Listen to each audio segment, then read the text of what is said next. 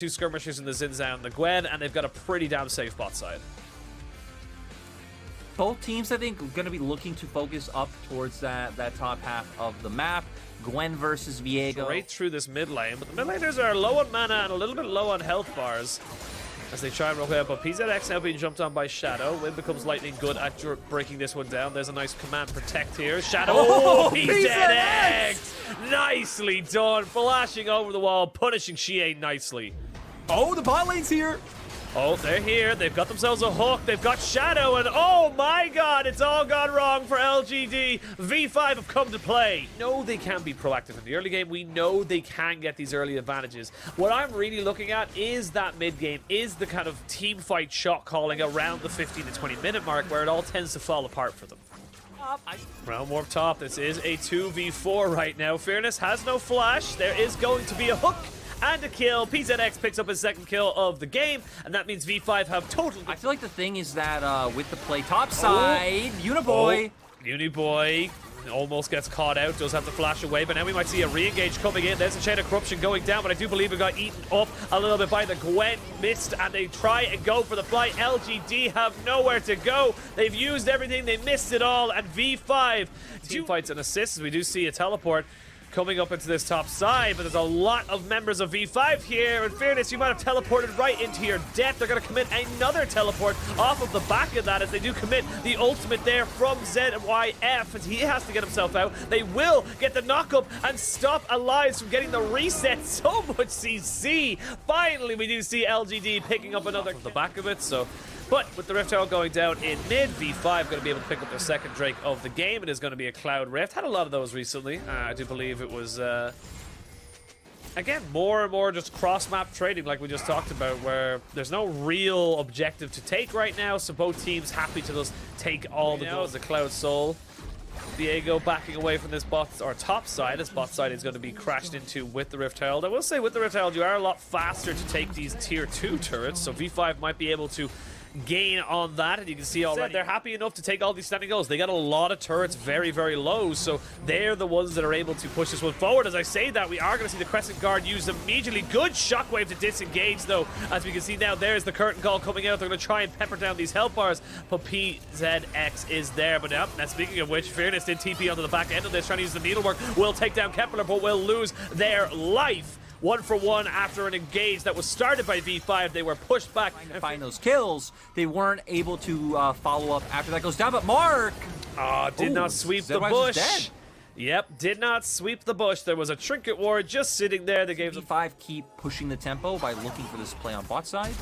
Yep, they're going to find it. There's going to be enough CC and enough damage. Uniboy picks up his first kill of the game, 1-0 and 6. That's a nice V5 saying, look, this is the fight. This is how we come back into this. And as I say that, Kepler has been caught with his hands in the cookie jar and gets absolutely destroyed. But now, the LGD, they're on the wrong side of this fight. Mark has no flashes. He used it to try and kill off ZYF last time around. He gets hooked, he gets killed, and now you don't really have an engage. It's 4v4 coming into this blast dragon fight. It's going to be soul points here. The shockwave does land, stops Allies from going any further. Good stopwatch use there from Allies to keep himself alive, but not able to keep himself alive long enough. Uniboy now forced to flash away. You can see now the Olaf pushing in, gets one kill back. It's a very scrappy affair, very scrappy team fight, but it is LGD who pick up 3 and only lose 2. Yeah, LGD coming out ahead in the fight. The shockwave was interesting. I actually don't think any damage went off onto Allies, but still, I mean, it was between a bunch of members, went down in the end. They had the damage to pick him off, and LGD were the ones who started it off. Anybody with a fourth shot, doesn't matter who you are on the side of V5, you're looking at nearly 3 items for the Orianna, nearly 2 items, or 2.5 items. As I said, I'm going to stop myself straight away as we do see the Zhonya's popped here by the Nautilus. ZYF forced to flash away. They have found Fearness, or excuse me, not Fearness, Shadow, as he gets caught out on his own sum. Have the Heartbreaker, you no longer have the Realm Warp, and speaking of which, we're going to see, ZYF deleted right now as Shadow takes about half his HP there with a triple. Are the ones that are going to be the more proactive from this point on. And going back to what we just saw, it was a bit of a head scratcher with ZYF walking was looking for. I think if you're bringing Uniboy and, oh, Shadow finding an engage, though. Shadow jumping straight onto the two solo laners. That is deletion. 2 stopwatches onto Uniboy does not help you here, my friend. He gets his first death of the game, and that's enough of a go sign for LGD. But look, just looking before we came into this fight, looking at the amount of magic resistance on V5, they have none. It's literally Elias, and that's it, but they're not going to be able to need it. Look at the chunk damage that this Orianna is doing. No one can stand a chance against her, and that's another quick kill for LGD. They turn back onto the Baron, 4,000 HP. They jump over, but they're not going to be able to get the blast code. It's going to have to be a flash suicide mission here for PZX if he wants to keep this one for his team. Baron down to about 3,000 HP. You can't really tank this endlessly if you're on LGD. You have to commit to it at some point, and they haven't cleared out that vision. There it is! Steal for PZX! He flashes over the wall. He'll give his life, but not before Gwen gets taken down. V5 not dead yet. You know the thing that is crazy about that, right? Is Dragon spawns, you've Baron on V5, but they're not out of this one just yet. Hex flash over the wall. We're going to see 2 people getting jumped on, but it's going to be the first stopwatch for Uniboy. He still has 2 of those available to him. Shadow, though, using the Crescent Guard to keep himself alive. Look at the damage right onto the backside of this. Shockwave only lands onto 1, and it is going to be soaked up by the Ragnarocking Olaf. But Uniboy trying his very, very best to keep this one alive. Elias, though, maybe he has to tank 1 more. No, he can't! It's a full crit Jin, and that means you are dead to rights. Somebody had to die. LGD still looking in control of this game. it goes back to what we were talking about earlier about the 5v5 setups coming out. I guess it wasn't a full-on 5v5 for V5 because some members getting pushed out of the fight early, but that is where LGD's composition thrives.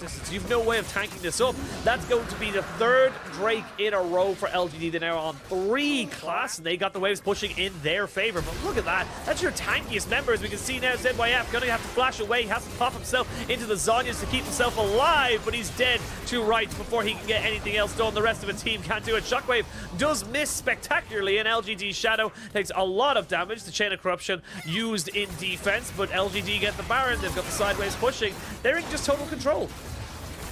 And you can just tell the Big 5 don't have any answers, right? Because that's why they looked for what they just did of moving ZYF towards the mid lane. Because, that was actually some good damage. It was. Elias does end up getting over the wall with his Heartbreaker, so he's not going to die just yet. PZX. Solid, coming off the back of PZX's performances consistently. But then you can just see, once we get to this point in the game, they just don't know what to do. They haven't been looking for those picks with Rise. It has not been a great game, but he's had some good moments. It's just, as you said, just being picked off. Nothing he can really do, and you can tell probably 1,400 on those crits. Now the Infinity Edge has been finished. Shadow just get hit by the Chain of Corruption and by Piercing Arrow, so those triple Blighted Quivers procs will take a lot of damage into you as we jump straight back into the fight. This is the final stand here for V5 in this game. They just haven't got the damage. They have waited too long to pull the trigger, and this is going to be the final shots put into their back, as you can see, just ripping through their health bars as the rest of the LGD push forward, take the bait, take everything, and Uniboy, your KDA shall not be saved today. You shall go down. Perfect ace, clean as you like. You'll push in the mid and end the game. Nice statement from LGD in game 1. Let's remember this is their last series of the split, so wanting to end on a positive note. Victory 5 on the opposite end are the same, but not able to pull it out once again after having a... When the world is calling you, can you hear them scream?